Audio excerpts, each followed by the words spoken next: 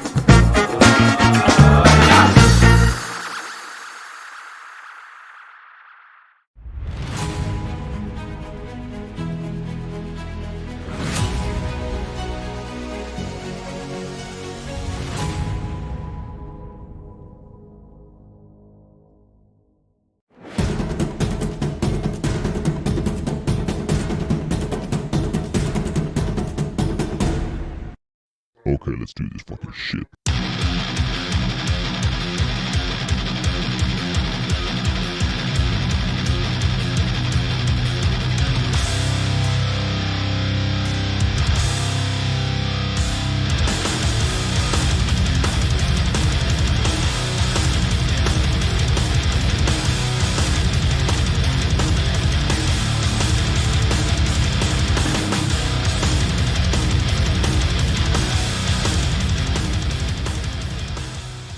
Another episode of Sitting Ringside. This is episode number 167. Let's do another episode of Sitting Show tonight, fellas. As always, I am your host, Robert Villa, and with me, my other hosts, David Rodriguez, Mark M. Miller, and producer at hand, Rudy Lara. How's it going, fellas? What's up? Yeah, welcome back, Berto. I'm back.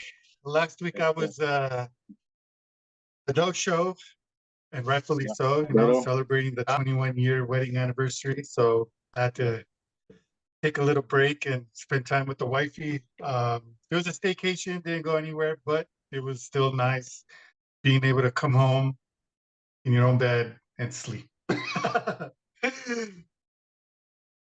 it was fun. I am glad that I am back tonight, fellas. We have an awesome show, like I said. Our guest for tonight is none other than returning guest, Coach Ray Longo. We will be talking to him on what's up with his fighters and any inside scoop that he can give us.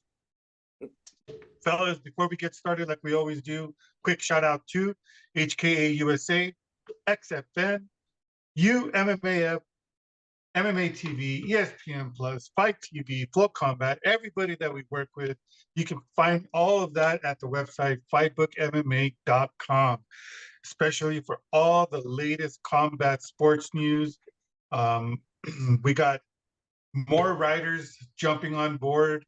It's been crazy the amount of people that want to support Fightbook MMA and contribute to their work. So just recently, maybe about an hour ago, I just published an article of an interview with Bone Nichols. So it was a pretty cool interview. So go check it out. It's freshly published at the website. Fellas, before we get started, let me do the quick rundown of the events that are coming up this weekend. We have the 2023 PFL 2, UFC 287, and Combate Global. they are going to have those events. That's the only events that really make sense to mention this weekend for the MMA section. In boxing, we have 5 events. The first one is a bare knuckle fight, Knock 'em Dead #2. It's going to be streaming live on Fight TV and on the Fightbook MMA website. The next one is going to be live on ESPN Plus. They're taking place in Newark, New Jersey. This one's a good one. Shakar Stevenson versus Trishiro Hoshino. They're fighting for the WBC lightweight title eliminator. Also live on ESPN Plus in Tokyo, it's going to be 2 title fights. Kenshiro Teraji versus Anthony Olasquaga. They're fighting for Teraji's WBC and WBA junior flyweight titles. Also, the other title fight is Takuma Inu versus Liborio Solis. They are fighting for the vacant WBA bantamweight title. Also live on the zone in San Antonio, Texas, a title fight. 2 title fights on this one. Jesse Bam Rodriguez versus Christian Gonzalez. They're fighting for the vacant WBO flyweight title. And the other title fight is Murodjon Akhmadalev. I guess I said that name right. I don't know. Sounds good. Versus Marlon Tapales. They're fighting for Akhmadalev's WBA and IBF junior featherweight titles. Last but not least, live on Showtime in Carson, California. Title fight. Sebastian Fundora versus Brian Mendoza. They're fighting for Fundora's WBC interim junior middleweight title. Man, that's a lot of title fights. Going to be a lot of bangers on top of all the other fights in the undercard and the non-televised and the televised fights leading up to the title fights. Not so much in the MMA world, and just 3 good events, but in boxing, they're freaking killing it this weekend. But David, what do we say about these events?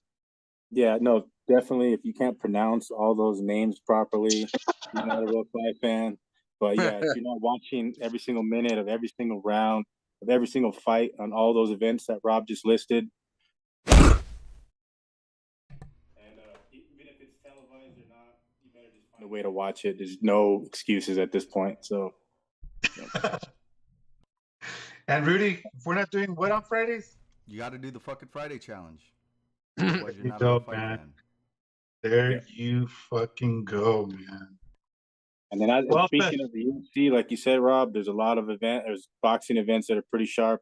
It's all, pretty hyped up down in Miami. As you can see in the background, we got that Miami Vice vibe here on City Ringside. We will be breaking down UFC 287, full card breakdown later in the show. Like you mentioned, Rob, our guest is definitely legend of the game, Ray Longo. We'll be getting to him about 10 minutes, 15 minutes or so. You weren't here last week, Rob. We know there was plenty of events happening. There's PFL, there's Game Bred Boxing. I do want to touch on that and start the show off with that. Let's do it. Rob, watch the entire event? Because I know you're a real fight fan. Starting with what was your thoughts on that entire event? What was your favorite fight, man? On which one, the Game Bred? Yeah, the Game Bred. Oh, dude, that I watched it from start to finish, and I feel like there was not one single boring fight on that card. It was actually a really good boxing card. Andy Nguyen, she's a friend of the show, friend of Fightbook MMA. I've been following her for forever. I feel that she got robbed. She even told me that she knows that she got robbed. Everybody knows that she got robbed. I don't know what these refs, or not refs, the judges were watching, but it is what it is. She just announced that she's got another fight coming up in BKFC. So that's freaking awesome that she's, jumping back. I believe it's like in the middle of May or the end of May. That's her next fight. Yeah, man, I think it was a solid event, man. It was a very solid event. Anthony Pettis doing what Anthony Pettis does. He looked freaking huge. I can tell you that. But he looked good. He looked good in his boxing debut. against a very, a legend of, Jones Jr. And it just, it's funny to say that he beat a legend, but, it's really much past his prime. He's just an old man. But he is a legend of the sport. He did win. Roy Jones Jr., he did hold his own, which I was pretty impressed because the last fight that he fought against Mike Tyson, if anybody didn't see one of his videos where he was jogging, man, he looked like he was a cripple. His knees were just not the same. But when he came and fought against Anthony Pettis, man, he looked good. Yeah, and at least he came out and said post fight, taking the loss like a real G and saying like he don't do exhibition. It's not no Mayweather. Yeah, exactly. When he said that, that was the first thing that popped to my mind was, he's taking a jab against Mayweather. Yeah, but yeah, Mark, though, your thoughts on the main event or which other fight was I think the Vitor fight probably is of interest to you, right? Definitely. I enjoyed that fight. The Vitor and Jacare fight, I enjoyed the hell out of that one. That one was one of my favorite fights of the whole weekend, honestly. That was really fun to watch. And Rudy, Jose Aldo and Jeremy Stephens. Jose Aldo, yeah, man. Yeah, that was bullshit. Yeah. Hey. Yeah, I mean, I don't know. Aldo, he didn't look that good. Like Jeremy Stephens, obviously, that's his first time out there competing in boxing. But I don't know. I think Aldo got robbed. There is like a potential for a rematch. They're already kind of like setting that up post-fight. But a little bit of a stinker there in the judges. But made up with Vitor and Jacare going to war, man. Like that was an absolute war, right? Going into the main event, it kind of set things up and kind of made the card that much better because everybody was kind of expecting Vitor to just run over Jacare. I mean, he nearly killed like Evander Holyfield last time we seen Vitor in there, so that wasn't cool at all. But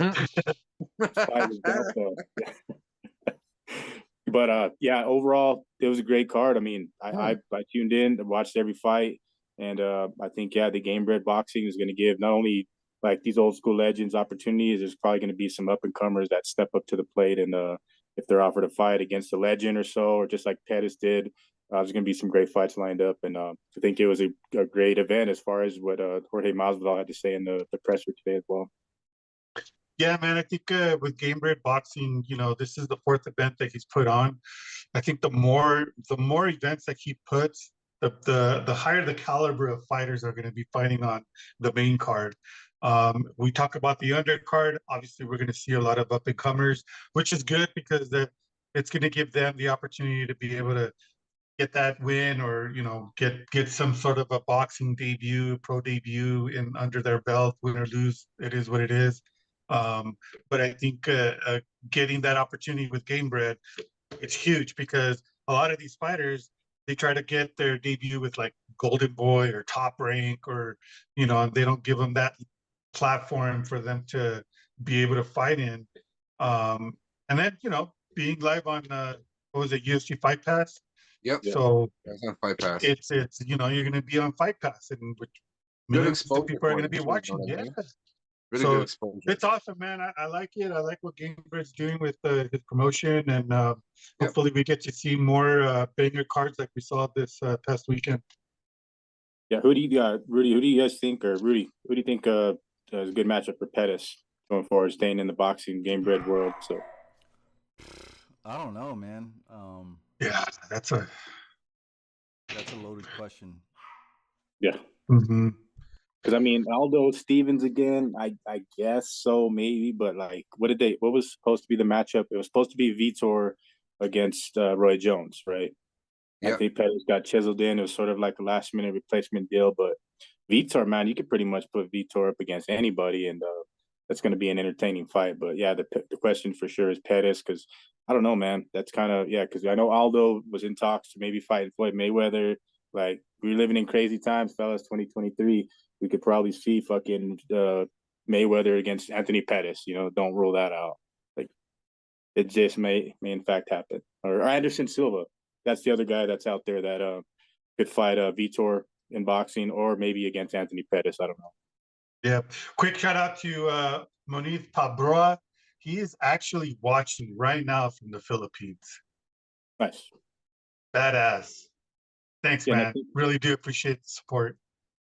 because like the Anderson, well, congrats, obviously to Anderson Silva, long time coming. Like, how did it take this long for him to get put in the UFC Hall of Fame? So, props Yeah. to the legend. He's also getting in with Cowboys. So, but yeah, he's still going to continue to box and still going to make those paydays. So I wouldn't be surprised if they do the Pettis fight and Vitor against Mike Tyson.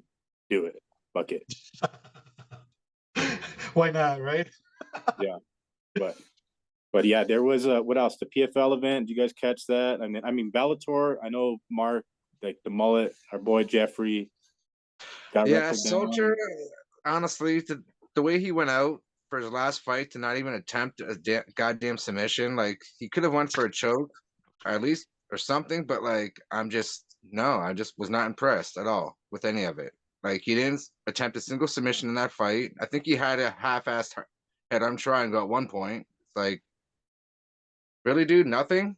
Just holding on to him is nothing. Just wrestle fucking him for like 3 rounds, nothing. Come on, it's your last fucking fight, and then that's how you go out. Yeah, I wasn't very impressed at all. But yeah, that Bellator card is kind of a. I mean, the main event, what was it? Golm, where he starched out, or James, right? He starched him out in the first round, right? So that was nasty. But yeah, And he'll Jeffrey. probably face Vassell next, if not Bader. We'll see. Yeah, I think that's kind of where the fight was geared to, or set up as. And I think James first time main eventing for Bellator, so he's probably more than likely. You know, like I said, those matchups I do like, and Bellator has got some great fights lined up. So yeah, but yeah, that Jeffrey performance, total stinker, man. I was disappointed in your boy. Wasn't a good one. Yeah, wasn't one that I'm happy about either. Trust me. Yep. It happens though, right? Yeah. Not everyone's going to be, a perfect 10 out of 10, right? Sometimes you're going to have bad ones. You're going to have good ones. That happened to be a slow one, and it wasn't the greatest one. You know what I mean? Yeah. On to the next one, right? And I think the rankings just came out, and he's actually higher ranked than he was before the fight. I'm like, what is going on with the rankings? Dude, when you showed me that, I was like, what? He was just ranked, above Vanderford, and then now Vanderford's ranked above him. It's like, what the hell? He took him out and he was ranked second. It's ridiculous. And before we get Ray Longo on, I just want to touch on the PFL 2 card. It's also taking. I don't want to talk about PFL right now. I'm upset. Nope. But it's definitely a good fight. It's the new champ Larissa Pacheco taking on a fresh contender and Julia Budd. Budd. Yep. Yeah, Kayla Harrison. There may not be even on. Fight. She's not even in the season, I think. Yeah, quite it's upset kind of being left off. And of course it's got to be on ESPN2, so definitely check that out tomorrow. That's kind of going to kick things off for the weekend. So yeah, Larissa Pacheco, no joke, making some big bank over in PFL as championship belt at this point. So, but there is some pretty good. Sleep on Bud. Do not sleep on Bud, though. You know what I mean? Yeah. Do not sleep on her. And there is some great content. So we got Jorgen De Castro, friend of the show. Yes. Go to Fightbook MMA YouTube. There's a lot of great content. Our guy out there, Anik, putting stuff down for Fightbook. So go check that out. Some fresh stuff. Subscribe to our YouTube page, the new YouTube page, and we wrap things back up. But yeah, for sure, there's what Aspen Labs competing. What Maurice Green. I'm sure John Jones is going to be in the house. He talked about him being being part of his camp all the way through, and him doing the same thing. So Maurice Green, crochet boss, he's fighting Marcelo Nunez. That's a banger, heavyweight bout. But Jorgen De Castro against Danilo Marquez. Somebody's going to go to sleep. Check that fight out. I definitely recommend watching Jorgen De Castro anytime he's out there in that cage. So hell yeah, man. Jorgen's such a nice guy, man. I tagged him on Twitter in like seconds. He retweeted that shit, man. So, and even one of my favorite guys, I totally forgot he was on this card though, Bruno Capoloza. Like that guy is a bruiser too. He's the co-main event against Matheus Scheffel, Brazilian Warriors right there. So for sure, co-main, main. But early on in the card, it's definitely loaded with some great talent and former UFC talent as well. So PFL 2 tomorrow night, the ESPN. Yep. Dude, that main event's gonna be good. That Larissa Pacheco, bro. Yeah, that's gonna be a good one. I say it's gonna be a 5-rounder. It's going all 5 rounds. I think so, it's gonna be a grind fest. It's gonna be a grinder, I think. Man, just Larissa's got power, man. She I has know that's what I'm power. afraid of is her power. But Bud can take a punch though. Bud She can take a can, punch. she can, and she's good at the clinch too. So Yeah, that's the thing is, so it's gonna be good. Thank you, PFL. Sorry, Harrison, but I know you're pissed off, and I like it, but I'm glad Bud's getting this shot. Mhm. I'm doing it. I like how they're having it at the Virgin Looks Center like where the our guest is joining us now, guys. Mr. Longo. Let's see.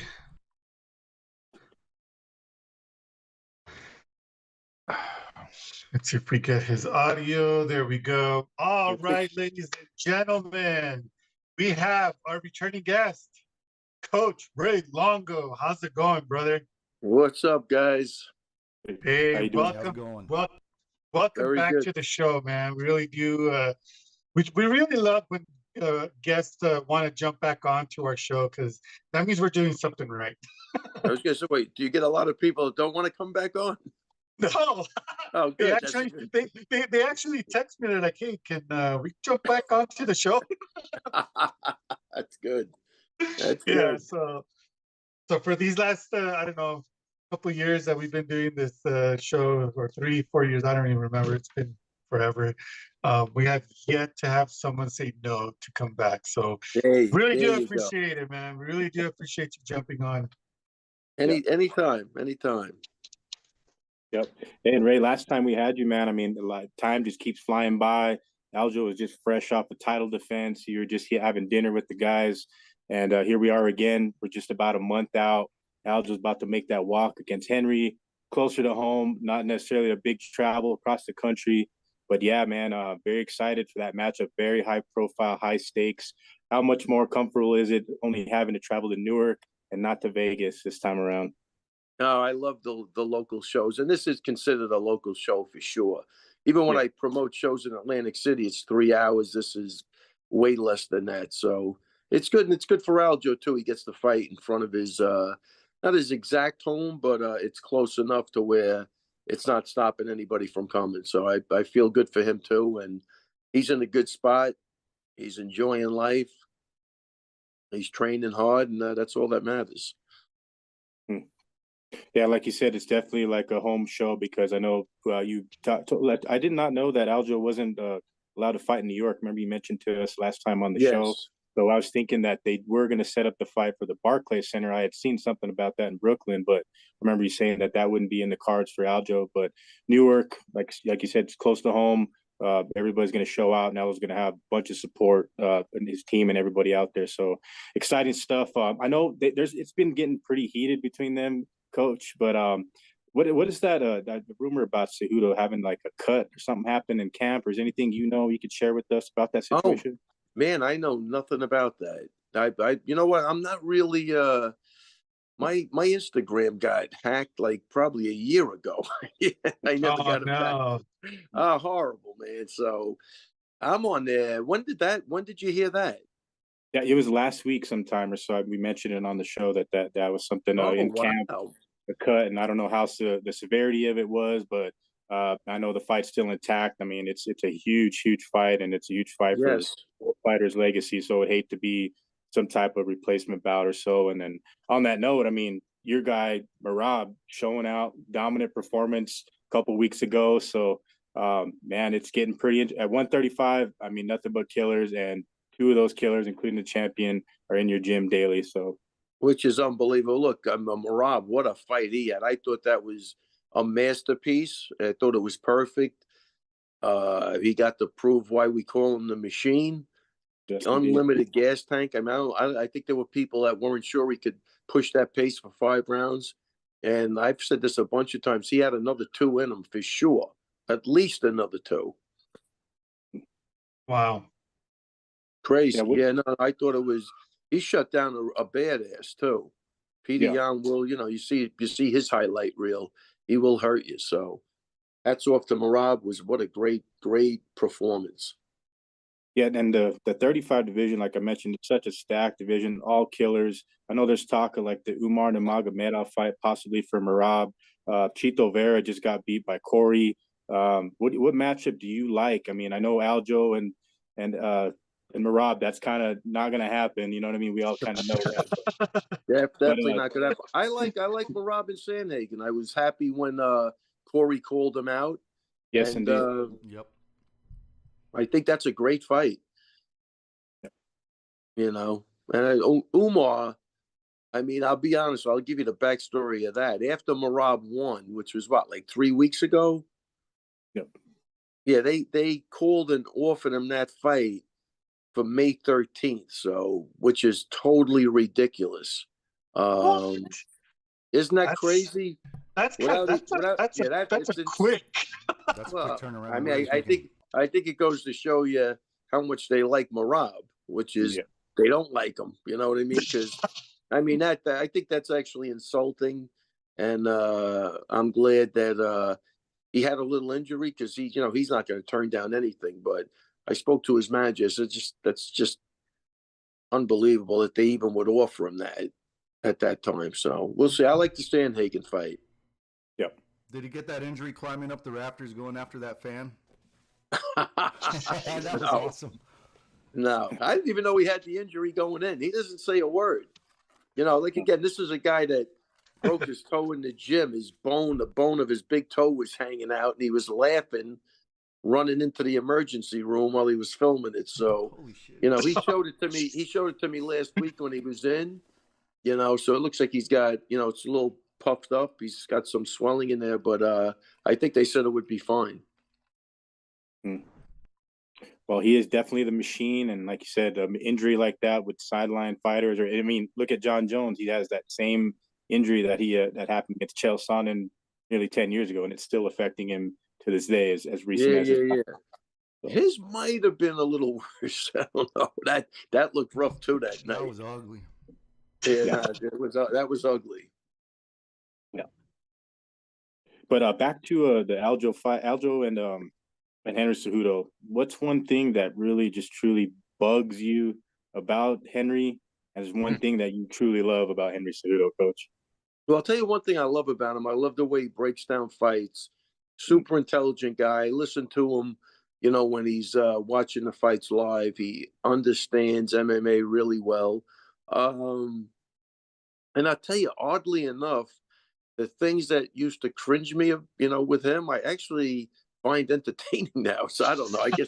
I guess I'm getting older. I don't really give a shit. He's a nice guy, Henry. You know what I mean? He's just looking to do his act, and it's all good. They're both really nice guys. Whatever you see them doing, it's kind of bullshit, But they're both having a lot of fun, I think. Let me ask you something. Who's cringier, Colby Covington or Henry Cejudo? I think Kobe's way cringier. I think that's not even close.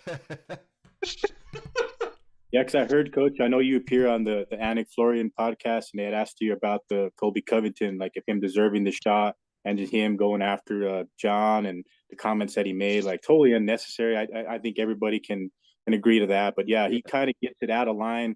We know he's a showman. He likes to sell the fight. But yeah, I read your comments. I heard what you had to say about that. But do you believe, in fact, that he is the number one dude in line to get the title shot? Like, say Jorge Masvidal goes out there and lightning strike, KO over Burns. Is there a shot that Masvidal is the dude, or is it Colby all the way? Look, Colby obviously is a good fighter. Does he deserve the shot? I mean, look, first off, I still believe there's a lawsuit with Masvidal that he said he had, brain damage or something. So I don't know who knows? I mean, the UFC is going to go where they can make the most money. And because Masvidal had that beef with Leon Edwards that time backstage, they probably could really sell that fight better than the Kobe fight, I believe. I think But so. I don't think Jorge's getting past Burns. That's the problem. Yeah. Agreed 100%.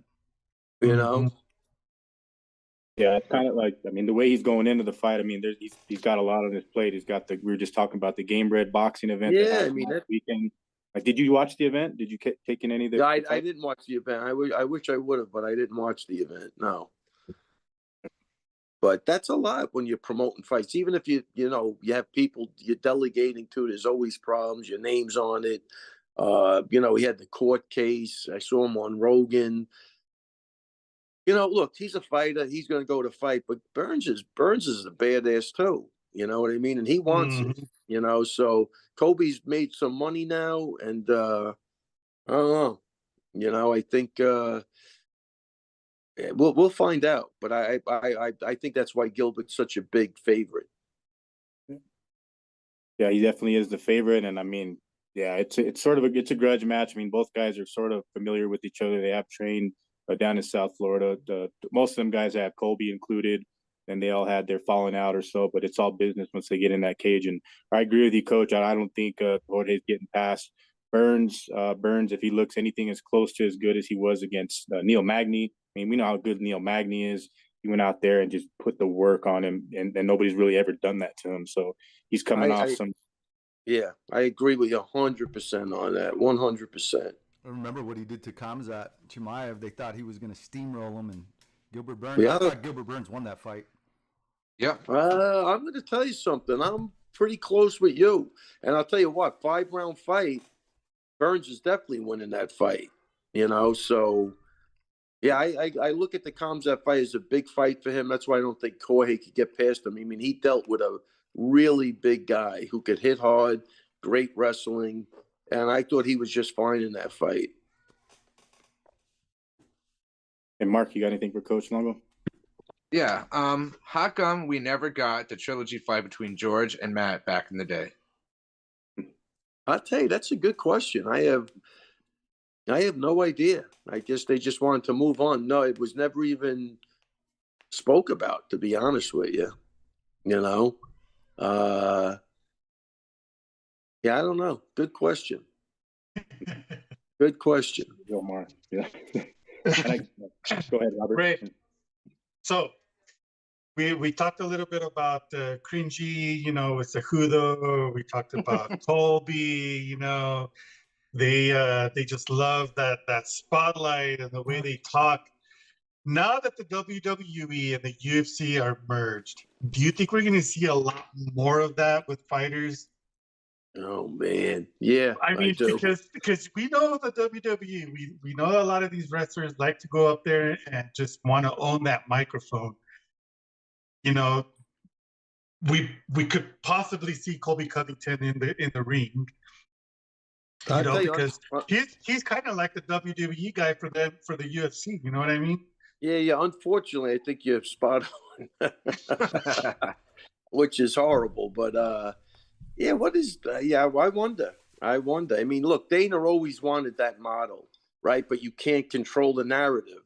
That's why whenever you get a chance, wherever he gets a chance to, even what he's trying to do with Marab and Aljo, he wants that controversy, right? Because he thinks that sells. It's like it's like pro wrestling, but he's not going to get that, and anything can happen in MMA, and that's where that runs into a big problem. But there's certain storylines, if you look at, I think he tries to copy the WWE. Yeah. Go ahead, bro. I was gonna say, yeah, there are some things that Dana does do what Vince does for WWE, but now that Endeavor, bought them out, and now that we have this togetherness with the two companies, somebody in chat was telling me that could we see where the pay-per-view events are going to be more with the bigger screens, and like how Pride used to do it. They had the background with the fighters and the pyrotechnics and all of that. I mean, could the creative department from the WWE come and say, hey, how about you do this a little bit with the UFC now? And I mean, I'm pretty sure we'll see something more extravagant, I guess, if you want to call it that way, for all these pay-per-view events. Yeah, I guess it plays out. First of all, if Dana is not losing any control over anything, he wants those production. You know what I'm saying? So I don't know if he's buying anybody telling them you do this or you do that. I don't think that's happening. But to me, and I could be wrong, I really haven't thought about it much, but I think they're two mutually exclusive companies. I don't even know what I mean, you're right. Can they get more like this? I mean, maybe they're looking to bring some of those guys to the fights and hype it up that way, but Yeah. I don't know. I don't see where they even cross over anywhere. Yeah, no, I agree with you, Coach. Because I mean, the presser today, they were asking Kevin Holland about if he's a WWE fan or his altercation with Masvidal, like kind of stirring up the fight, kind of building the fight somewhat. Like it may in fact be that may be the fight after Saturday night. You know what I mean? But it's been the question asked to fighters. We're asking you now as a coach, but yeah, there may be little bits and pieces of the pyrotechnic. Because I mean, I know that, like you said, Dana's going to have total control. He's not really like he doesn't put on a show like that.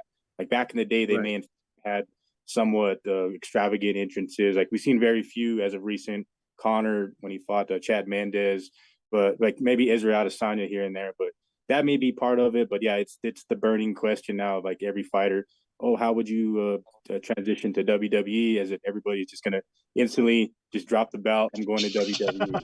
That's what everyone. Yeah, maybe it opens up more doors that way, but you got two egomaniacs running the ship. They're not, they're not going to budge, I don't think, with each other. And what would stop Dana from doing the pyrotechnics 2 years ago?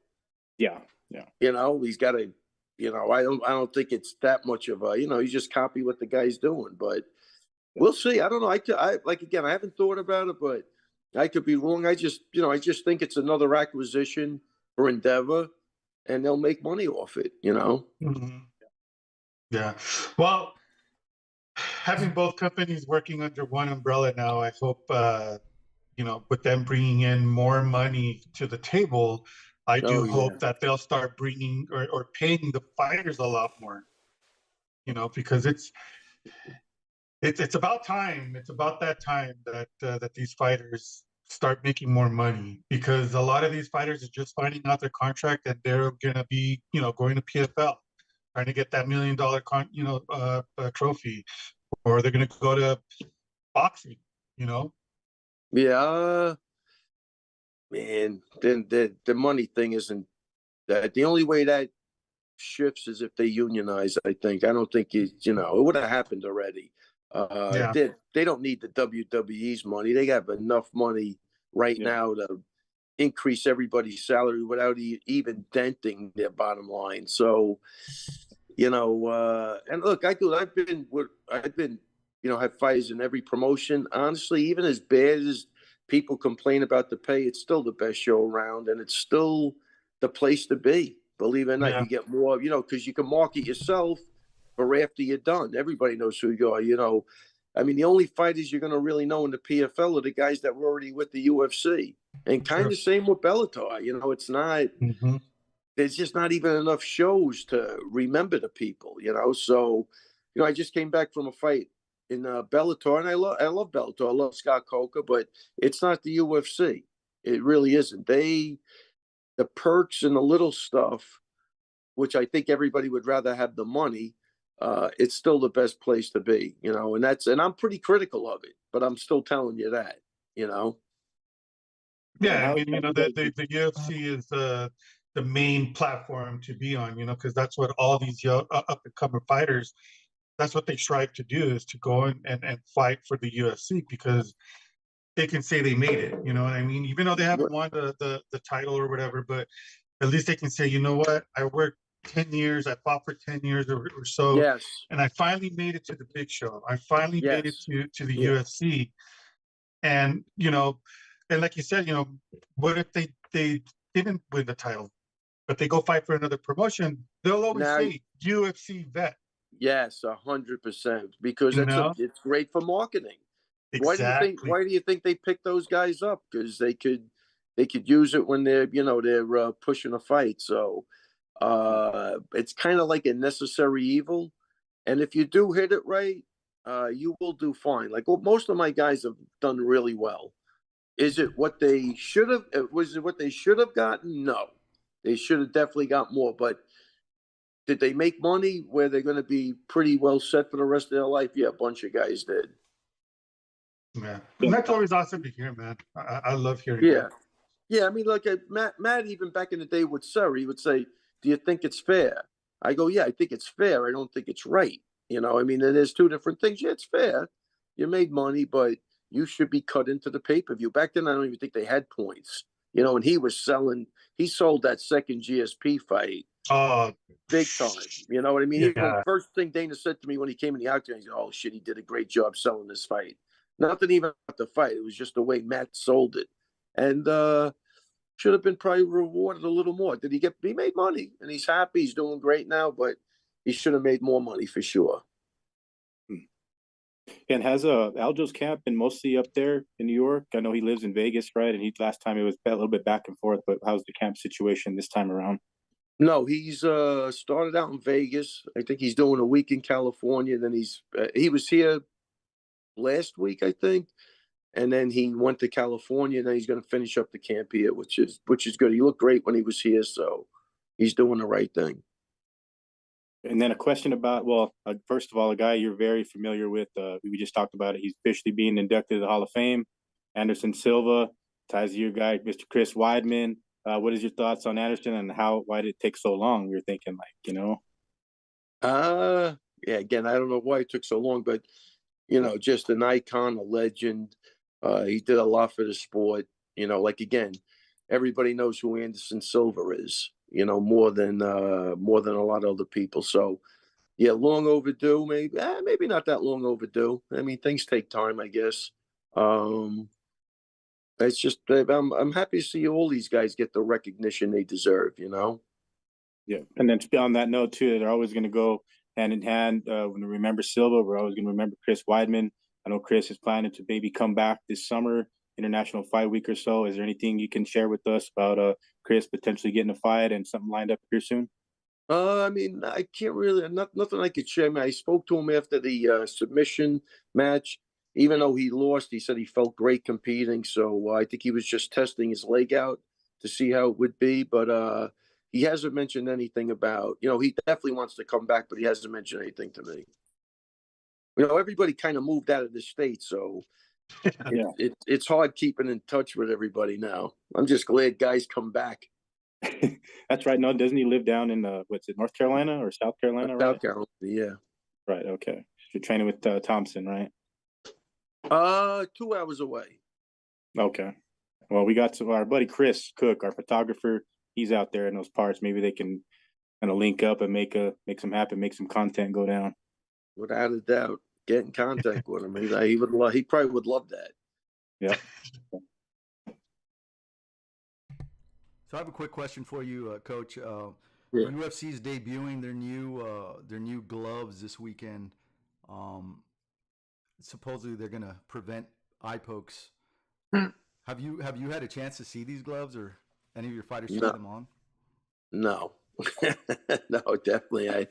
I mean, I guess they've been talking about keeping like the fingers curled, so it's hard to open them up. I'm sure that's what it is, but I don't know. Anytime you get your fingers hanging out, they'll find a way to get into your eyeball. I'm excited to see how it's going to go down this weekend and see if any fighters use that new glove as an excuse for losing.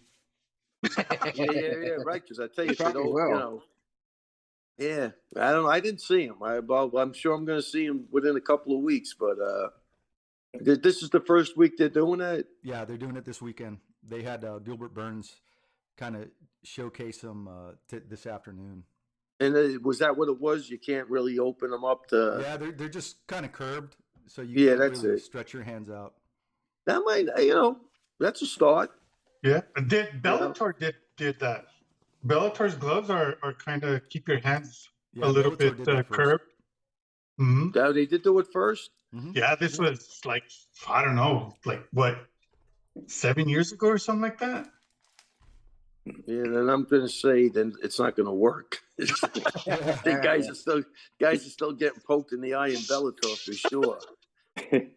Yeah, it might be better for grabbing the fence though, because you're already hooked in there. Yep. Yeah. And then when they showed that too, Rudy, right now that you mention it, like I kind of do remember seeing some fighters already previously wearing it. I don't know if it was the card, the Marab card and Jan, but there has been fighters I've seen with that glove. So I guess they just this is the pay-per-view, they're letting people know. But I have seen other fighters on previous events in the new year wearing that type of glove. So, but like you said, Coach, it just if it didn't work 7 years ago, I don't know if it's Yeah. going to work this We'll weekend. see, yeah. I mean, I look at it's always it's a great start though, I think, because I tell you the eye pokes are horrible. I mean, I don't know how people even keep fighting after that, because that sucks, man. You're definitely 100% compromised. But that just goes to show you how tough these guys are. You can't stop them. The only person that these gloves won't affect will be John Jones. Yeah, that's exactly right. He'll find a way to put the other gloves back on. Yeah. Look, I don't want those gloves, Coach. I want those gloves. Yeah, right. I can stretch my fingers fully with those ones. Yeah, they go the other way. They bend his fingers up backwards. Hey, Coach, we'll be doing our UFC 287 full picks and predictions following having you on, but we do definitely want to hear your take on the fights on the card on the co-main and main. Starting with the main, it's unbelievable. It's the fourth time they'll be fighting. There's a possibility there will be a trilogy. Say Israel Adesanya goes out there and really gets the job done, put the stamp on it, because even putting a stamp on it, it's definitely not over, right, Coach? So what's your take on Izzy's chances going up against Alex this time around? I mean, he'd have to fight really safe and eke out a decision, I think. The other guy's a beast. I'm picking Alex to win. I think Izzy came back a little too soon. But again, if you think about just odds wise or statistically, I mean, you got to be in 10 fights, you got to be able to win one. So when, you got to remember, if he doesn't wrestle, they're basically all kickboxing matches. So I think Izzy has trouble with the taller guys, because he doesn't have that reach advantage and he can't really, stay back that much. But does he try to implement the wrestling? And if he doesn't get him down, he's not really a wrestler. Does he gas out a little bit? And you got to deal with this guy in front of you who hits like a freight train. I don't know. I think I would have waited a little longer, another couple of months, and I think he would have stood a better chance. But I'm picking Alex to win. I think he's got his number. And unless something drastically changes, I think even the first fight, I think Alex kind of paced himself. He never was 5 rounds before. He has a tough weight cut. Now that he got that out, I think he's just going to go after him a little quicker this time. Yeah, I agree. I mean, it's tough to pick against Alex. Izzy is the favorite, but Yeah. I mean, the best way I've seen it is just like Alex. He's so green to MMA, previously a kickboxer, but he's one of those guys that it's crazy how, like, you've seen a lot of fights, been in the corner of Ray of a lot of big time fights. You see guys get knocked out in MMA. It's kind of like Usman recently. Like, you see 100%. And they come back and they have a lackluster performance. And like I said, definitely I believe that Izzy's coming back a little too fast. But like those K1 guys, the Glory guys, they can get knocked out and come back and like win the whole entire tournament. And that's where Alex came from. No, so, Alex no, he's a badass. I mean, there are guys in the, it's funny because it goes back to styles make fights, but there are guys way back that can beat him just because their wrestling is so good. And he's definitely going to have trouble with a guy that could wrestle. Yep. No question about it. The ground last time for the both of them looked horrible. Even Izzy should have been able to submit him once he was down. But even if you think of last fight, it was Alex making a mistake how they ended up on the floor. It wasn't Izzy taking him down technically, I don't think. So, I think it's way easier for Alex to have got another 4 months of takedown defense than it is to, heal your chin from he took some big shots, man. Yeah. Yeah, I think Pereira's Izzy's kryptonite, man. Yeah, without a doubt. He just looks like he's got his number. I mean, unless Izzy could do something to really change that, in his mind quick, which doesn't look like he can. Even when he rocked him in the first round, the guy came back in the second round like nothing happened. And that was at the end of the round. So he had like a minute to. He's playing mind games today. He came out wearing a dress and a dog collar. I'm like, I hope you get your ass knocked out just for that. What was the purpose of the dog collar? He's going to unleash the beast on Saturday is what he said. Yeah. I'm like, dude, you're dumb. At least he didn't say, you know what, I'm gonna put you on ice like Elsa. That was ridiculous. That was the worst post-fight interview ever in the UFC history. Fucking the other guy doesn't even understand him. Yeah. Even threw it. Even threw an interpreter. Yeah, but That guy they looks asked him like about Khamzat Chimaev today, and he didn't even want to talk about him. I guess because he knows, like you said, he's not a good wrestler. Someone like Khamzat he would destroy him. I think I think so. I agree with you 100%. That's the problem. But that's the problem, and that's the beauty of MMA. Mm-hmm. How this guy could come in with 4 or 5 fights and beat a guy that was probably going on to be considered one of the greatest of all times too. That's the nature of the sport, and that's what makes it really, really crazy.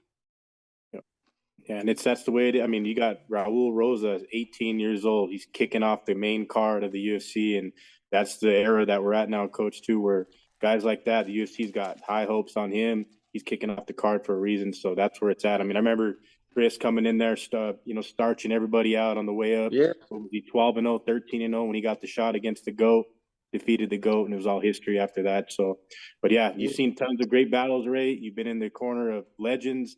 You are a legendary coach. We do appreciate you jumping on with us. It was great having you jump back on, and just about a month out from a very high-profile, high-stakes fight.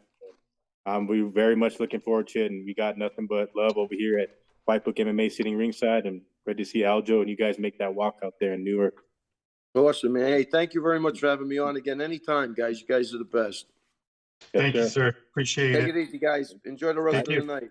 Take care. Thank you, Ray. Bye. Thank you. Bye.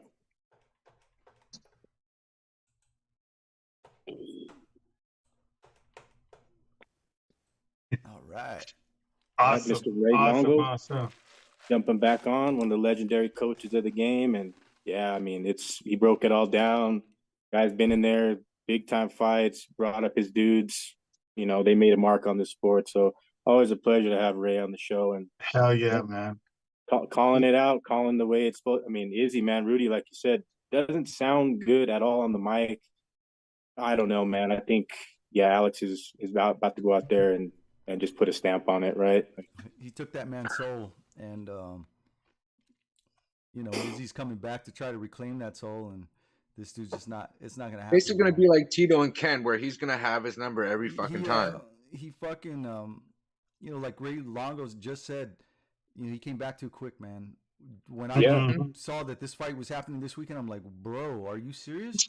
This feels like the other fight just happened to the other fight. Yeah, like the other fight just happened, man. And I don't know, man. Izzy, the more time goes on, the more I'm starting to dislike him. I liked him before. And I guess the shit talking, bro. He's not very good at it. It's like, bro. I wouldn't say he's not very good at it. He's just getting worse. It's horrible. And then he came out wearing a dress. He needs Paul Heyman. That's why he needs Paul Heyman. They all need Paul Heyman to talk for them. I think he needs to. He needs to just pray that he doesn't get his ass whooped. His only chance is wrestling, bro, and we know Izzy is not a wrestler, man. Yeah, just think if he's gonna pull an Ngannou, watch. He's gonna pull in fucking Ngannou on us and fucking just wrestle him and just take him down, just beat him up.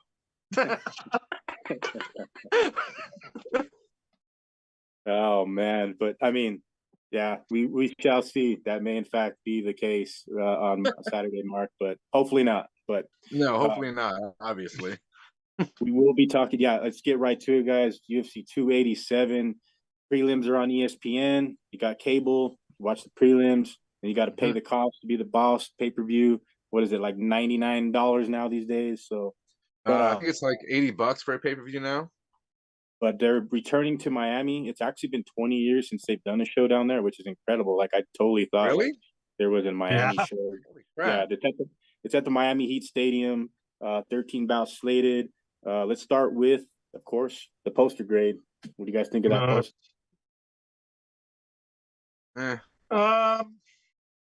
It's Miami-ish. Yeah. It's not as good as our show art. Yeah. No, it's not as good as that. That's for damn sure. No.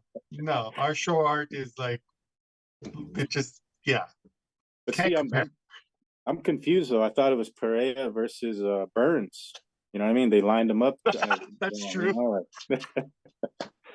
So I don't know. Izzy against Masvidal, that's a work. You know what I mean? For sure, Izzy starts as him, but yeah, like I was kind of confused. You know, like the average casual was probably wondering, like, why is Izzy Adesanya fighting Masvidal? That is true. That is true. Because But if you look at it, it does look like that. If you're not going to read and just look at the pictures, that's what it shows. I'm gonna give it a fair 5.5. I'm giving it a 5. Yeah, Yeah. 5 is fair. 4.5. Yeah, they could have done other cool things with it, but like, yeah, they decided not to. So, Bro, did you see the there was another one, dude. There was like a UFC 287. It was like a the GTA one. yeah, the GTA edit, dude. That one was badass. That's the one they should have went with. That was cool. Yeah, are they? That was cool when I seen that one, Rudy. The promotion that our boy David Ozzy Chavez is going to be fighting on, their whole the whole events fight posters is the GTA style. That's and right. It looks sick. It.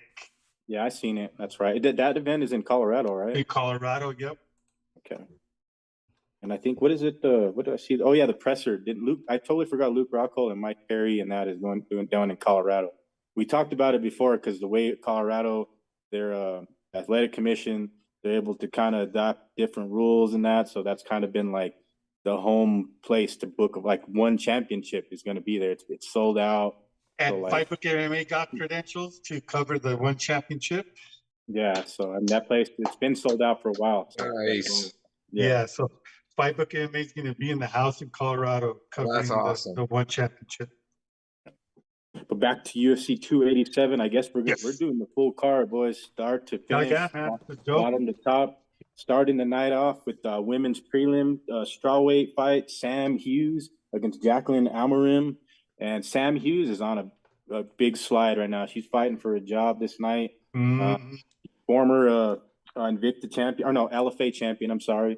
I think she's only been finished like once, right, with that inverted like triangle armbar from Vanessa Demopoulos. Something like that. So she's super tough. Jacqueline Amorim is legit submission artist and a high profile fighter. Like she's got some skills. Sam Hughes, tough. I don't know like where the odds are in this fight, but I am definitely going with Jacqueline Amorim. Hell yeah, dude. Jacqueline, she is a beast on the floor, man. Her jiu-jitsu is just phenomenal. Her wrestling she's just an all-around awesome, badass fighter, man. Sam Hughes, yes, former champ, but it ain't gonna happen, man. This one is gonna be a one-sided fight, and Jacqueline's gonna come out to W. Yeah, because Sam Hughes got she got taken down by like a striker like several times her last fight. So best believe Jacqueline is taking this fight to the mat. And if Sam Hughes can get up and hurt her, get some damage done early, that's her path to victory. But I just don't see it happening. And Rudy and Mark, I don't know who you guys got. And Rudy, what are the odds? Jacqueline. Yeah, Jacqueline's going to take that fight. Yeah, the odds on this one, minus 275 favorite for Jacqueline Amorim. Sam Hughes is a plus 220 underdog. And like you said, David, she struggles on the ground, man. So look for Amorim to take her down, and she's probably going to sink in a rear naked choke, man. I'm calling the second round rear naked choke finish. Then moving on to prelims, man, firecracker fight for damn sure. Anytime Steve Mean Machine Garcia steps in there against Shailene Becky. A lot of people I've heard, they don't like to bet on Steve because Steve goes out there and just makes it a war and a dogfight. But Steve Garcia, that's his style. He ain't going to change it up in this fight. And Steve's been putting in that work, man. So shout out to Steve Garcia, repping the 505 in Miami. Going with Steve Garcia by first round knockout. Bro, when I went to go do the press conference for the Jackson Week Fight Night, before it started, I saw Steve in the corner, and I was like, "That's Steve." He's like, "What's up, man?" Dude, I asked him, "How's the weight, and how do you feel?" And he said, "Weight is on point, and I feel good." He's like, he's never felt this good in a long time. So we are going to see the Mean Machine do some damage against Shailene. Yeah, Niren Becky's got plenty of fights on his resume too, so he's seen a lot of looks. But when you fighting Steve Garcia, it's kind of like you get what you're going to get from Steve, and you got to deal with it and put him away because Steve ain't going anywhere. So it's a great matchup, man. This is a fucking fight to just start the card off. You know what I mean? I'm pretty sure Amarim gets a job done in the finish, and Steve Garcia goes out there and puts a statement too because Becky's on a 3-5 win streak. So Steve knocks him off. He's in good. I mean, he just re-signed with the UFC, so they definitely want to keep the Mean Machine around, and especially if a good win happens for him Saturday against a veteran guy. I think he gets the job done, guys. So he's coming off that fresh beating of a child on live TV. Yeah, he beat the snot out of that kid, man. I felt bad. I remember interviewing him after that and asking him about that if he felt bad. That's horrible, man. This fight's going to be a little different. Shailan Nordembecki's coming in as a favorite, minus 190 favorite. Steve is a plus 155 underdog. And it looks like the odds are getting closer because when it opened up, he was a plus 180 underdog. And Nuremberg was a minus 225 favorite. So the closer it gets to fight night, these odds are going to get a little closer. And I think people, they might start changing the line tomorrow, man, when they see just how much bigger Steve is compared to Nuremberg, man. Oh, dude, I think especially Steve is 6 foot tall. He's my height, and this other dude is 5'8". He's gonna have a huge size advantage. His arms are longer. He hits like a Mack truck, bro. So, good luck, man. Nuremberg, I think most of his fights are decisions, at least in the UFC, anyways. And I don't know, man. Fighting a guy like Steve Garcia, thinking you're gonna pull off a decision, you're gonna have to put this guy out, bro. That's the only way that this guy goes out. Yeah, Steve very rarely goes to a decision, and I'm not surprised he's the underdog. He, in fact, embraces the underdog role. So, Steve Garcia, all the way. And moving on the prelims, this is a catchweight fight because Trey Ogden, I think he had a fight booked a couple weeks ago. He had to come back out. I don't know if he got out of shape in between those couple of weeks against Ignacio Bahamondes, who's a stud. He's got a great stand-up. He's pretty wicked on the ground, too, as well. I do not trust Ogden in this fight. I don't know. It's a catchweight for a reason, too. You don't want to cut the weight, so that's where I'm leaning towards Bahamondes.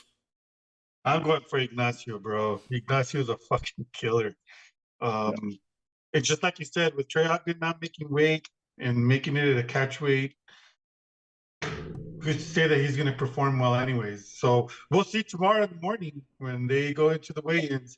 Let's see if he can make his catchweight weight, Yeah. And then Bahamondes has been training too. He's had a couple canceled bouts, so he's anxious to get back in there. But I guess the agreement was to just have it at a catchweight, and pretty damn sure he is the favorite, right, in the fight, Rudy? Oh, yeah, man. Minus 290 favorite for Bahamondes when it opened up, plus 245 underdog for Ogden. As of today, Bahamondes is a minus 360 favorite, plus 280 underdog for Ogden. Wow. It sounds like people might know something that we don't. This guy might not. He might be struggling to make weight, man. That's why these betting lines are getting stacked against him. So look for tomorrow to be a big indicator as to who's going to win this fight. I'm pretty sure it's going to be Bahamondes, but Trey Ogden, if he struggles to hit this weight, yeah, that's a nail in the coffin for him. And don't be surprised if we get noticed on weigh-ins that fight gets scratched because of Ogden. Yeah, there's been a trend happening of just about every event where there's something like, even main events getting canceled, you know what I mean, in this year. So, yeah, keep an eye out for that. Good call, Rob. Ignacio Bahamondes, no doubt about it. If the fight does happen, big favorite, as he should be. So, and moving on to prelims, we do have another women's strawweight fight. Yeah, buddy. Very familiar with Cynthia Calvillo against Lupita Godinez. And man, starting with you, Mark, who do you got? I mean, I know. Honestly, I don't know who I like. I don't know who to pick in this one. I like both girls. Lupita's representing Canada, so I kind of directing a bit towards her. But Calvillo is Calvillo, you know what I mean? So she's, believe it or not, she's a veteran in this fight because, she's been around a bit longer than Lupita. But I'm probably going to stick with Lupita because she is Canadian. But I don't know. Calvillo is a very dangerous fighter when when people are always going against her, though. She's fucked me over a few times. Yeah, She is not Canadian, bro. She's Mexican. Lupita also reps the Canadian flag, so Yes, Yeah. but ah, she is a true reps the Canadian Mexican. flag. She was born in Aguas Calientes, Mexico. So she And is a and true now she's Mexican repping Canada, so I have to go because for she's it. training there. So I don't have to get it rep, twisted. Yeah, but I still got to cheer her on because she reps Canada. So Yes. yeah. Well, me and you are going to be cheering on Lupita. Yeah. You because she trains out there, and me because she's Mexican. Well, I think I'm gonna go against both y'all. I'm gonna pick Oh, Cynthia why? Calvillo back If against Cynthia, bro, if Cynthia loses, it's the pink slip. This is what her gonna be her fourth loss, isn't it? That Yeah. This will be her fifth loss in a row, man. fifth loss in a Holy row. shit. I mean, yeah, it's the she's fighting for her job. Honestly, pride. Cynthia Calvillo is probably one of the biggest disappointments in women's UFC. Wow. Honestly, I mean, she came in with a ton of hype. Oh, yeah. And she's just, I don't know, man. Every time she just lets me down. I don't see her winning this fight, not in a million years, bro. I think Yeah. Lupita Godinez is just, her wrestling is just on point, bro. She's gonna And win she this can fight. throw too. Lupita could throw those hands. Yeah, I mean it's a fight too. Like Calvillo, nobody's been like. I mean, I'm sure Lupita's probably looking to get the fight to the mat. Very few women have done that to Calvillo and been able to like keep her down and do damage.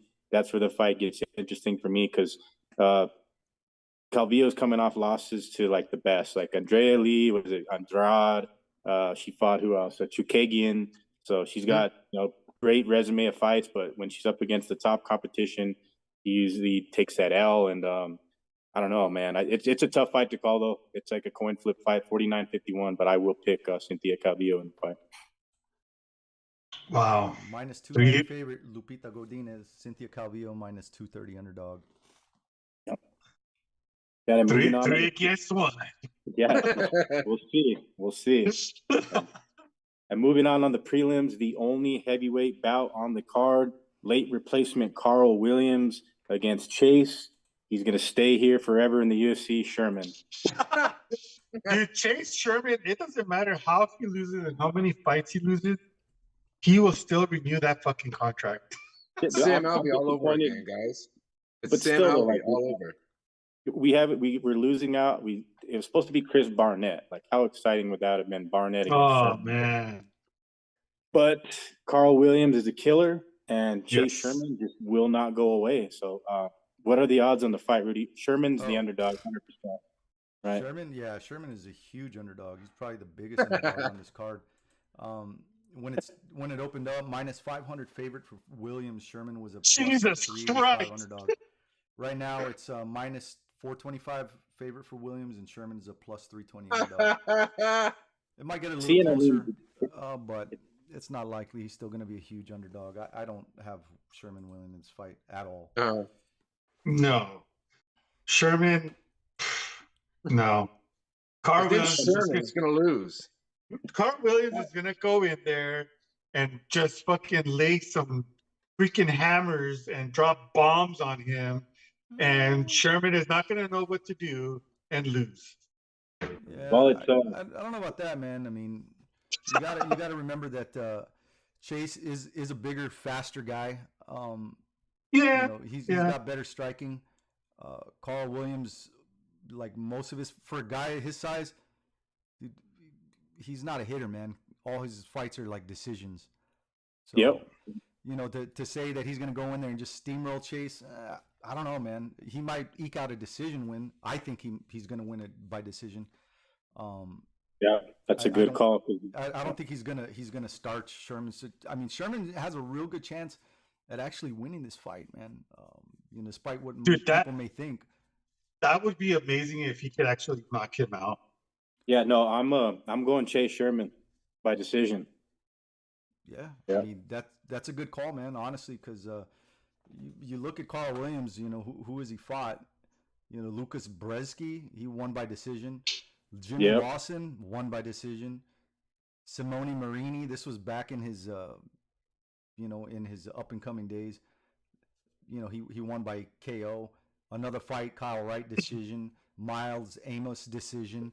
I mean, heavyweights, you want to see someone with knockout power, bro. You don't want to see a consistent record of decision win. What that tells me is somebody in the heavyweight division, you lack power. What you're lacking in power, you make up with your game plan, and your game plan better be to go in there and take Chase Sherman down, because I don't think he's an easy task, man. The fights that Chase has lost, he lost to Waldo Cortez, by decision. He beat Jared Vandera. He lost by a submission against Romanov. Jay Collier got him by submission. So this is the thing that Williams needs to do. He needs to look at this guy's losses and say, I'm going to go in there and take him down and finish him, because that's how he loses. He either loses by decision or by submission. But by knockout KO, nah, man. There's no way. I don't see that happening, man. There's no way unless Chase can take a beating, bro. That's one guy that he'll take a fucking beating. And I don't know, man. Just a smaller guy. They're the same age. Chase has double the fights as it has, so look for his fight experience to help him out.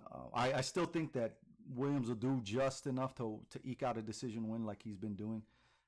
But don't put it past Chase to take this fight to him, man. Yep. No, good call, Rudy. Because Chase, if he's still in there after the first round, feels the power. He's pretty much done that to like his last 4 or 5 opponents. And the longer the fight goes, if it goes all 3, I kind of would favor Chase just to land some bigger shots and avoid the takedowns. But Williams, I think a takedown or 2, if you can hurt him and put him away, probably his best chance, but not on the feet. Chase is a cockroach, man. He just does not go away. Yeah, remember the Jared Vandera fight? I mean, these guys were banging, bro. They were throwing hard, and I kept thinking, man, one of these dudes is going to go to sleep. And Vandera he kind of just took his foot off the gas, and he got tired, and Chase I remember that in that 3rd round, bro, and freaking knocked his ass out. So yeah, man. I mean, as much as he's lost recently, I mean, he's got some decent wins, and I don't see what everyone else is seeing. I don't see this dude steamrolling him, man. It's like, I don't know. Yeah, those numbers. Those odds are not good. I don't like those odds either. It's like a trap. Those odds are stupid. That's why they're getting closer, and I think come fight night, it's going to be a lot closer than 500 or 385. That's insane. But I'm definitely interested in the odds on this next fight, though, because, geez, man. Still on the prelims, of course. 85 action. GM3, Gerald Mearshart against Joseph Pfeiffer, Dana White's favorite guy. This is kind of the fight to where they're like, okay, if Joe Pfeiffer, is he really here to stay and compete with these top 15 guys? Here's GM3. You got to get through him. So pretty sure Pfeiffer is the favorite, even though he's the up-and-coming guy, right, Rudy? Yeah, he is. And like Coach Longo said, styles makes fights, dude. And this is a classic striker versus grappler matchup. Joseph Pfeiffer, most of his wins are by KOs. They're finishes. And most of Gerald Mearshart's wins are by submission. So this is going to be a great fight to watch, man. Evenly matched up. I mean, Gerald is 9 years older, but that doesn't really matter, man. He's got like almost 3 times the fights that Joseph Pfeiffer does. I'm excited to see what Pfeiffer can do, man. If this guy can go in there and beat Mearshart's game plan, which is to pull guard and choke him out. I think that's gonna put everybody on notice, man, in his division, in the middleweight division. This is definitely one fight I'm excited to watch. Yep. Yeah, Joe Pfeiffer is like the Bo Nickel KO. Well, Bo Nickel's a stud too, but eventually you never know. Those guys may in fact fight each other. But Gerald, the gatekeeper, Mearshart, I have him locked in for a submission win, 2nd round, withstands the punches. A very tough 1st round for Pfeiffer. But yeah, there's levels to the game. Gerald Mearshart, besides what did Kamzat knock him out? Like 1 shot, right? 2? Since then, we know what Gerald Mearshart brings to the table. And yeah, if he could get out of that 1st round, his chances are good at winning the fight. I'm going to go with the underdog, GM3. Me too. Yep. Yep. And moving on to the next fight, that we're still on the prelims, of course. Very familiar name, It's women's strawweight, Michelle Waterson Gomez against Luliana Karate Pinheiro. Hottie. And Michelle Waterson is sort of, I don't know how many fights she has left on her contract, She's but at a crossroads, I think, in her career too. yeah, she's up against a pretty tough Brazilian. And ranking wise, Michelle Waterson sits at number 25, and Pinheiro is currently at number 15. So Wow. it's a big test for Pinheiro. Waterson's always tough, always hard to get out of there. What do you think? You got her out of there. She's taking you to deep waters into a decision or so. And that's kind of how I see the fight playing out. Probably a pretty action-packed fight, though. Probably pretty skilled positions. If it goes to the mat, on the feet, Michelle's pretty good at that stand-up game, too, as well. So I don't know what the odds are. I'm going to go with Pinheiro by just a close decision where she just slightly edges Michelle out, because has she ever been finished? I don't think she's ever been finished. Right? No, she hasn't been finished. Man. She got choked out. Amanda Lemos, she got choked out. Oh, that's right. Okay. All right. Yeah, she's lost by submission before, but not by KO or anything. Yeah, she's never been finished with strikes, though, but she has been submitted. So that's why super tough on her feet. And just, I mean, she's out coming off 2 losses. I don't see her going anywhere unless she actually just hangs it up in the UFC after a loss, because I think the UFC, she's been a company lady and just a name in the business. You know, I mean, well known. Trains with Holly Jones, the old Jackson Wink golden years. So I would like for her to come out and get a great win. I really would like to see that. But Pinheiro, it's sort of like a changing of the guard here, and the tough Brazilian out there fighting Michelle that night. What's the odds on this, Rudy? They're real close, man. This is probably the Chase Williams should be like this too. Waterson's a plus 138 underdog, minus 164 favorite for Pinheiro. Pinheiro, I mean, most of her fights, you know, she finishes. But you know, she's fighting somebody who's got hands, man. She just doesn't have power in those hands. And ever since she changed her names to Waterson Gomez, she's just No, but I don't see her winning this fight, man. I mean, she's 37 years old, guys. You know, that says a lot. Yeah. You know, and look just look at her look at the fights that she's had, bro. You know, she like it's all like decision losses, decision wins. Yeah, I don't see her winning this fight, bro. I really don't. I think it's going to be a close fight. It's going to be a decision win going to Pinheiro. I hope she wins, but I don't think she will. Yeah, like arm Pinheiro. Yeah, I think Pinheiro is going to win. I want Michelle to win. I mean, I've been a huge fan of hers since before she even was in the UFC. Seeing her train at the Acoma gym with rolling with Diego Sanchez. And you know, so I'm a huge fan. I do hope she wins, but I think Luan is gonna come out the W. What if it is just fight of the year right here? We don't even know. Oh, dude, if this is a fucking bloody war and Michelle that'd wins, be awesome. That would be awesome. Bomb, dude. That'd be cool. Hell yeah. But yeah, moving on, we are about to hit the main card, but the main event of the prelims, the guy that we're all very familiar with, well, both guys, Chris Curtis against Calvin Gastelum. We haven't seen Calvin in 5 years, right? When's the last time he's fought? I mean, no. year and a half against Jared Cannonier. Yeah, no, I mean, Calvin, I love Calvin Gastelum, man. Like that fight with Israel Adesanya, like that eventually needs to be put in the UFC Hall of Fame, like matches for sure. He probably put the most work on Izzy in his entire like title run and touched him up more than anybody. You know what I mean? Let alone Alex knocking him out. But Chris Curtis, veteran guy too, man. He's seen a lot of looks out there. I like the matchup. Chris in his pre-fight interview is talking about what is Calvin going to bring that he hasn't seen, and Chris Curtis, man, he's hard to take down. Not has he even like people don't really get him down and keep him down. You know what I mean? Like Calvin, that's his bread and butter. We know Calvin's a G on the feet, so I like the styles matchup here. Like, man, is this a fight? So I don't know what the odds are, but I like Calvin Gastelum in the fight. Even off a big layoff, you know? Yeah, minus man. 125 favorite for Gastelum, plus 105 underdog for Chris Curtis.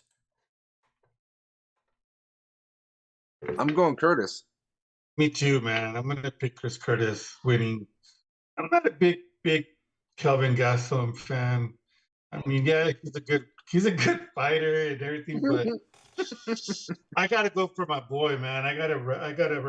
You know, um, Well, I don't know. I just gotta pick Chris Curtis, man.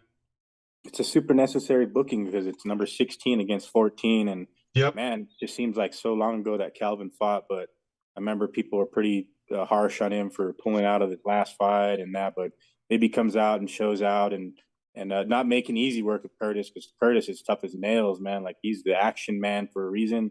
But I believe this fight is like low key sleeper where it's a banger and we see some classic shades of Gastelum, just throwing heat. And we know Curtis is he would want that fight too as well. So Yeah. Well, he's got to first defeat his nemesis, which is the scale. yeah, well that's another thing. Tomorrow morning we Tomorrow always see morning. the final look before all the of course Rob could take because you never know. We don't know what fights are going to be scrapped up until Saturday at 2 p.m. You know what I mean? So Yep. But moving on to the main card, kicking off the main card, we mentioned his name earlier. We're very familiar with him.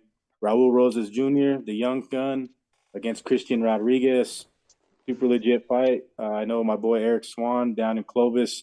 Very excited for Raul and Roy Saucedo. He loves his boy Raul Rosas Jr. I don't know, man. It's going to be hard to pick against Raul until he loses the fight. I don't think Rodriguez gets the job done. I mean, I like his nickname C-Rod, but I'm D-Rod. And Raul Jr., he's a stud, man. He's going to show out and kick off the main card. I know it. I have a feeling. Yeah, I mean, I'm pretty sure the odds have Rosas up there. Oh yeah. So, but yeah, man, I totally agree with what you're saying, David. Rodriguez, he's a G. He's well-rounded fighter, but Raul Rosas, man, he's young, he's hungry. He wants to get as much wins and get that title shot like he's always been saying. Yeah, he wants to stay active too. You know what I mean? So if he gets out there and makes easy work, don't be shocked if he's like chiseled back in there within 2 months. And we'll love to see that happen because yeah, he's the type of guy where, like we mentioned earlier, the UFC has high hopes on him. The Joe Pfeiffer's like he's ahead of Joe Pfeiffer headlining or kicking off a main card. And Joe's on the prelims, so that goes to show you what the UFC brass thinks of Mr. Raul Rosas Jr. And I think he makes a statement, man. All these young studs that everybody's like saying they're overhyped and that they've been delivering. You know what I mean? So I think he's another guy that he'll be a name they'll be slated for main card matchups no matter what. Raul Rosas Jr. baby.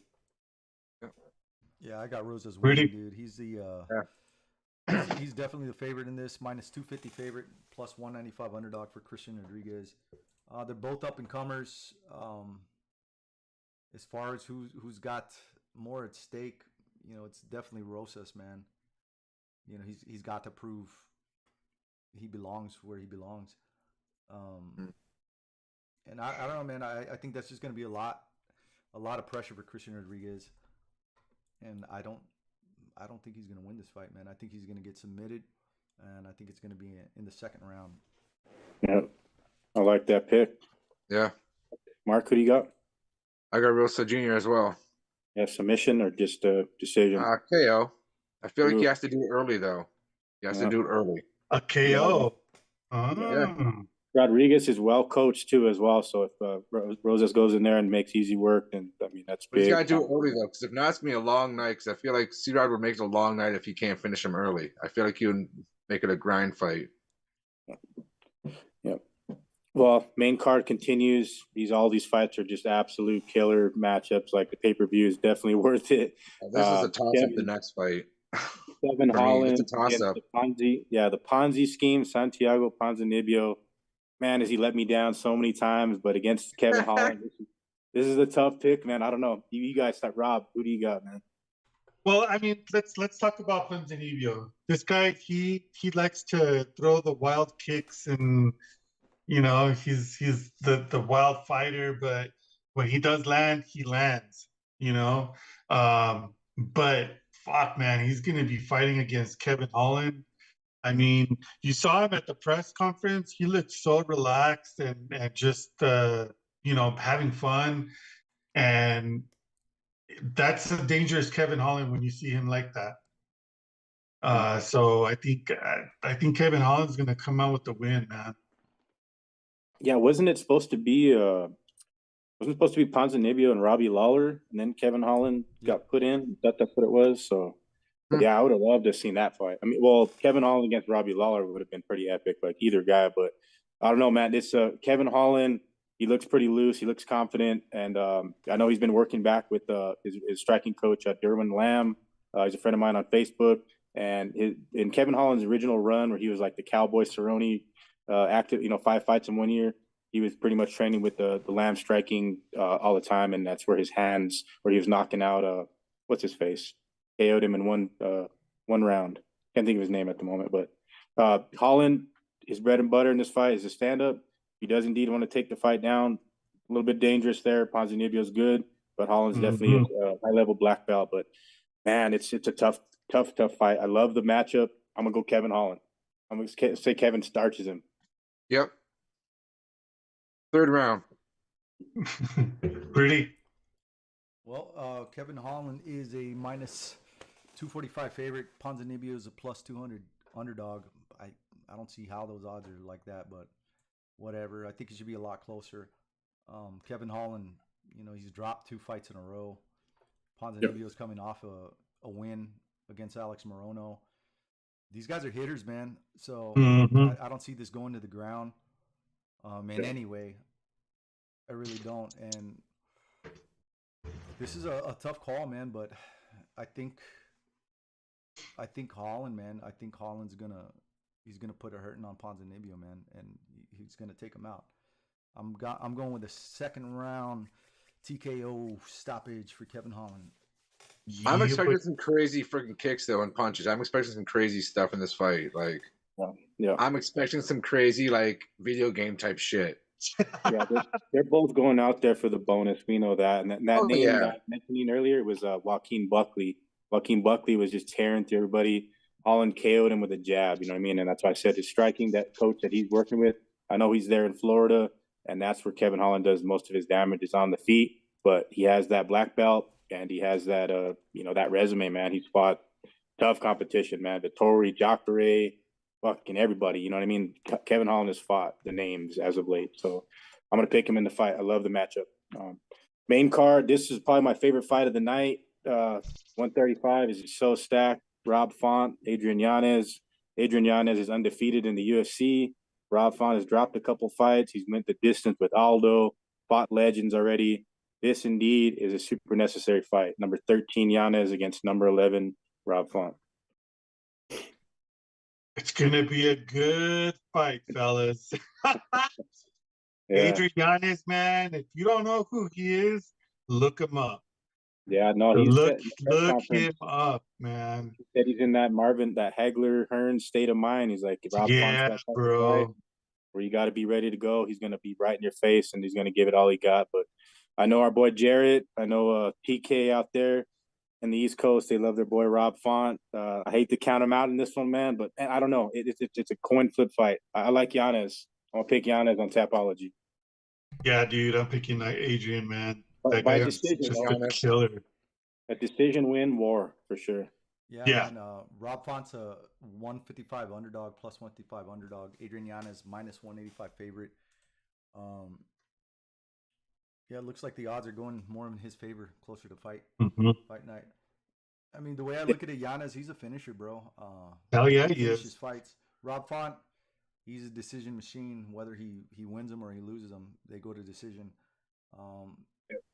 Someone like Yanez, he ain't gonna take him to decision, man. I think Yanez is gonna win this fight, but he's gonna win by decision. Yeah, Rob Font's taken a beating lately too in his last couple of fights. So, and I think what's the most Yanez in an impressive win, chisel his name in the top talent, the top matchups, the Sanhagens, the Chito Veras, the Sean O'Malley. Like, fuck it, Yanez and Sean O'Malley were supposed to fight like a couple years ago. Like, that fight now, that's definitely the fight now. Say Yanez go out there and smokes Rob Font. You know what I mean? So 135 is just too stacked. I mean, unbelievable talent, but this matchup indeed for sure is necessary where it's on the card, and we might have a star coming out of it in Adrian Yanez. So, but the co-main event, we have made it to the co-main. Gamebred, Scarface, Masvidal, the supposed king of Miami. We know he's not the king of Miami. It's Colby Covington, but Gilbert Yeah, Gilbert Colby's Burns, Crockett and Masvidal's Tubbs. Gilbert Burns with that hairstyle, I can't pick against him, man. Bro, I can't pick him. Bro, Gilbert Burns is the long lost cousin of the fucking Mario Brothers, bro. Man, well, it's been good luck for him though. He went out there and killed Neil Magny and it made him look like nothing. He didn't belong in there, you know. So Masvidal, he's always been that guy that's just a motherfucker, man. He's hard to take down. Usman had a hard time doing it. Burns, if he engages in that firefight on the feet, he could get caught. You know what I mean? His chin is definitely questionable. And if Masvidal's been training, doing those 2-a-days, and like, you know, he looked like he's been training his ass off. So if he is laser focused, did you see how huge he looked against standing next to Dana White at the presser? Yeah, I mean, well, it's about time. I mean, Masvidal knows his back is against the wall. Like, he does have other stuff going on with his promotion and a fucking goddamn pending lawsuit with Colby Covington. So, but I don't know. It's a lot on the line for Jorge. There's talks of retirement. When I hear shit like that, and especially in his backyard, he's got to worry about tickets for his ex-girlfriend, his baby mama, his cousins, whatever. Like, you got to worry about a lot of shit. And I think Gilbert Burns is going to capitalize on that and probably get a grind out fucking war decision win. Like, Masvidal's game, he's game bred for a reason. But man, I don't know. Like, this is a weird fight. He could just retire, right, guys? At the end of the night, he gets smoked.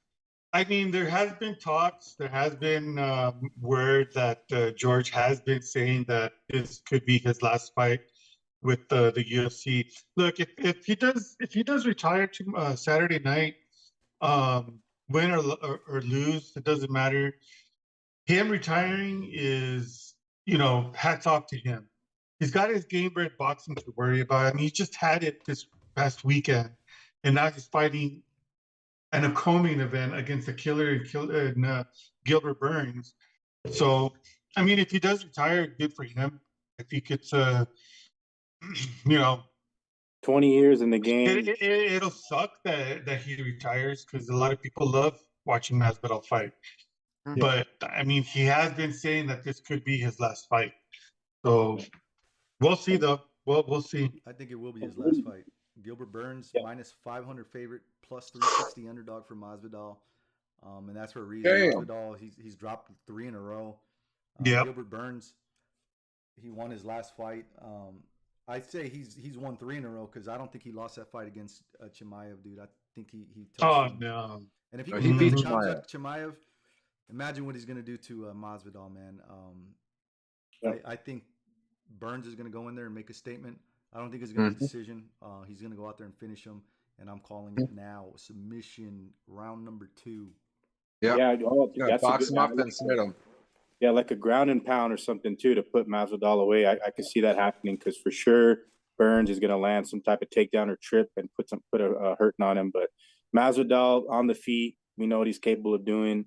Burns, like you mentioned, Rudy, that fight with Chimaev, he stood toe to toe with Chimaev for all those rounds, took his best shots, and Chimaev gassed. You know what I mean? Like, I agree with you. Like, Burns won that fight, so Masvidal knows he has to have the cardio in this fight. He gasses, which he has done before. He's done. Gilbert Burns with that hairstyle, he can't be beat. So, and what's crazy that this is a 5-rounder, man. This is a 5-round fight. So the deeper they get into the rounds, I'm pretty sure the tired George is going to be. Or is it a 3-round? Is it a 5-round fight? No, it's 3-round. It's a 3-rounder. I'm sorry. Yeah, it's a 3-rounder. Yeah, it's a 3-rounder. I didn't scroll it up. It's a 3-rounder. If it's a 5-rounder, Jorge would be screwed even more. He'd be even more screwed for his 5 rounds. It is a 3-rounder. So, hey, George had 3 rounds to go balls to the walls and try to, beat and that Gilbert big Burns. shot. Is it going to happen? No. It's a weird fight. I mean, yeah, we could see another retirement Saturday, but who knows? We'll see. History will be made, like I always mention. Yep. But For speaking of sure. his main event, Alex Pereira, Israel Adesanya, fighting for the second time in MMA, and potentially a trilogy. Say Israel Adesanya goes out there and the dog is off the leash, right, Rudy? And just like, I don't know. The heels are off, the skirt is off, the chain is off, and he's ready to put that mouthpiece and try to stand and bang against a killer of a kickboxer. Will fourth time be a charm? Will fourth time be the charm? That's the question. Look, man, it's four times that they fought. It's Alex Pereira has his number, bro. He has his number. Yeah, I mean, Israel just doesn't. He's not saying the right things. Like he is, like really, he wanted this fight. That's what he did. He wanted to come back and as quickly. Too soon, though. Like we said earlier, it's too soon. Yeah, Longo even said it. Big mistake. And I mean, as prepared, as dialed in as he thinks he is, I don't know, man. He knows he's in for a tough fight, and Alex is just, man, that guy is just gonna haunt Israel Adesanya's career. Like he moves up to 205. Fucking there goes Alex too to 205. If he goes to WWE like that meme, Alex is coming out with the chair. You know what I mean? So I mean, I don't know. I can't pick against Alex Pereira, man. Like Izzy's a stud, one of the best to do it at 85. And if Alex Pereira didn't exist, Israel Adesanya, GOAT of middleweight all time, you know. But Alex put the stamp on it and finishes Adesanya again. Rudy? Adesanya is a minus 145 favorite, plus 120 underdog for the champ, Alex Pereira. Looking at their last fight, man, Alex Pereira, he lost every single round, and he was about to lose the fifth and final round, and he pulled off a Leon Edwards. And so, I think Izzy's big mistake in that fight was trying to prove a point, trying to prove that, hey, you know what, I'm going to go in here and I'm going to finish this dude. And that's where he fucked up. And, as much as I'd like to say Pereira has his number, I think Izzy is, he's a smarter fighter, bro. He's going to go in there and show why he's the favorite. I think he's going to win this fight. I think he's going to win a decision win like he was probably going to win the last time. I think he's going to play it a little safer this time. I think he knows if he gets into those championship rounds, he's not going to go in there and try to stand and bang with this dude. He's going to either try to take him down or, just try to counter and keep the distance, man. I don't see Izzy losing this fight, man. Not the way he did the last time. The last time he lost, that was a fucking miracle, man. Pereira was losing that fight. And, I mean, as much as anyone wants to say he's got his number, I think, and I said it the last time they fought, dude. I said if anybody has anyone's number, Izzy has his own number. He's not there mentally, man. And I said that the last time. I said, you know what? If anyone's gonna beat Izzy Adesanya, it's gonna be himself, and that's what happened. He lost that fight because he wanted to prove a point. He wanted to say, hey, you know what? This guy's not gonna beat me again, standing up. When all he had to do was just take him down and hold him, which is it's shitty thing to say, and. A lot of people don't want to see that, but would you rather lose the way you did? I don't think he's going to do that again, guys. I really don't, man. No, good call, Rudy. Yeah, I mean, like you said, the fight was not as close as people thought it was. Izzy was winning the majority of the fight. He nearly finished him in the first round. But it's that thing, man. It's that trend of like you got to be in it to the final second. Alex had proved that he had the cardio to go 5, which was questionable to begin with. So in this fight, he's only going to be better in the cardio. He's going to be a little bit better at the takedown defense. And like we mentioned earlier, he still like has so much room for improvement. Izzy's kind of fought guys where like his style worked against each and every one of the guys, the Vittoris, the Robert Whitakers. Alex Pereira eventually is going to deal with somebody that's going to take his ass down and make it a dogfight. And if Izzy does it, that is one path to victory. But like I said, my pick ultimately is Alex. Yeah, Alex starches him in some wicked type of way. Some crazy shit will happen. They won't go to decision. I hope there's a finish, but honestly, like I said, man, we're looking at someone who was considered on the path of being a GOAT, man. All the fights the guys that he's fought, I mean, most of his fights, they were unanimous decisions, but they were hard-fought unanimous decision wins. He went in there with a game plan, and he executed. And the last time he went in there, yeah, I didn't like his game plan, bro. And I called it. I fucking called it. I said, you know what? This dude is not going in there mentally prepared, man. He's not going in there. He wants revenge, and that's the worst fucking thing. He went in there wanting revenge, and he thought, you know what? I'm going to stand here and bang. I'm going to take it. And he fucking got clipped again. You think that's not just eating him up inside, saying, you know what? All I had to do was just go one more round. One more round. That's all I had to do. But I let my pride get in the way, and see what happens. I just don't see this guy being a stupid fighter, bro. I think he's smart enough to to dial it in and know what he's got to do to finish and win this fight. I don't think he sees himself finishing this fight, bro. And if he says that, I think he's fucking lying, because he hasn't been able to finish this guy in 4 fights or 3 fights. I don't know how many times they fought now, but it's just unrealistic to think Izzy's gonna put this guy away. And I think it's unrealistic that Lightning's gonna strike twice with Pereira, dude. I don't think he's gonna take this guy out. I think, like I said, Adesanya's gonna go in there with a game plan, and he's gonna execute, man. He's gonna be NU. Yeah, and if they decide to, well, if Izzy does pull it off, I guess they could run it back one more time, just a casket match in WWE, right? Nah, I think if Izzy can get over this hump and beat this guy at his game, I think there's nothing left to say. Yeah. Another fight. What's that gonna tell me? He's just gonna stick to the same game plan. The one that's gonna have to step his game up is Pereira, bro. Is Pereira? I don't see anything wrong with the way Izzy fought the last time, other than the fact that he beat himself mentally, man. Yeah. I just don't. I think Izzy's just more talented, more skilled. As far as power goes, Pereira has got that hands down, man. So I just don't see it happening. I don't see Lightning striking twice again. Just like but you never know, man, because Leon fucking Edwards, Lightning struck twice again, and like that was insane, bro. I did not expect him to go out there and just manhandle Kamaru Usman the way he did, man. So you never know, man. That was a quick turnaround too, so you never know what we're gonna see from Pereira. I'm excited to see him. I'm hoping he's smart and says, hey, you know what? I'm gonna take this dude down. I'm bigger than him. Look what happened to him when he fought that big freaking Polish dude. What's his name? Jan Blachowicz. Jan used his body size and his strength to hold his dude down, and he fucked him up on the ground. And I think if Pereira has that game plan, he can win. But if he goes in there thinking, yeah, Lightning's gonna strike, bro, it's not gonna happen, bro. And Leon Edwards is a clear-cut example of that, because he could have gone in there and said, I'm gonna stick to the same thing. I'm just gonna wait for a lucky kick, but he didn't. His wrestling was on fucking point, bro. On point. Hats off to Leon Edwards, man, because that dude, he made Lightning strike twice. Yeah, and there's very few minor adjustments that could be made for this fight, what we will see. And like you said about the Izzy with the wrestling game plan, or even Alex with it, on that same note, on the reverse effect, he's probably been drilling nothing but takedown defense with fucking Glover.